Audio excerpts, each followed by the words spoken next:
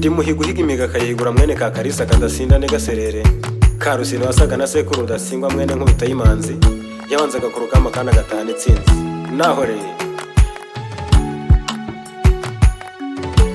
mukobwa w'iwacu ngaho tambuka, ngaho disi sekana yanseko, impugi seka amasara agasandara, kubera uburere wahawe n'ababyeyi. Mukobwa w'iwacu ngaho tambuka, ngaho disi sekana yanseko,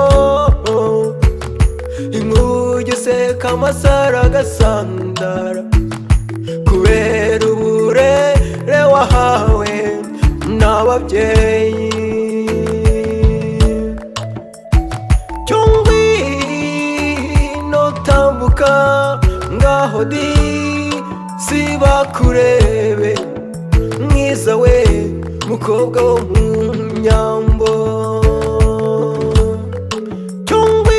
Cyongwino tambuka, ngaho disi bakurebe, mwiza we mukobwa wo mu Nyambo.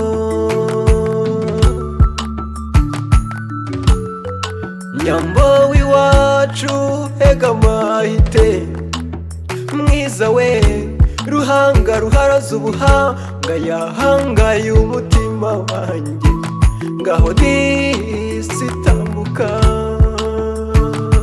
ruhanga ruharaza ubuhanga, yahangaye umutima wanjye, ngaho disi tambuka. Cyongwino tambuka, ngaho disi bakurebe, mwiza we mukobwa wo mu Nyambo. Cyongwino tambuka, ngaho disi bakurebe, mwiza we mukobwa wo mu Nyambo.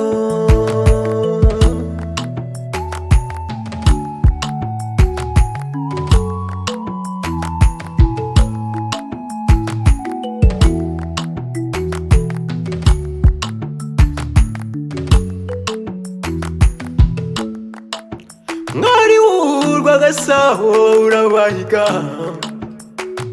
sura nziza irutiye abandi bakobwa, uteye neza nka cya Gisabo cyo kwa Mushambo, ngaho disi tambuka. Mwari w'urwa Gasabo urabahiga, sura nziza irutiye abandi bakobwa, uteye neza nka cya Gisabo cyo kwa Mushambo, ngaho disi tambuka. Cyongwino tambuka, ngaho disi bakurebe, mwiza we mukobwa wo mu Nyambo.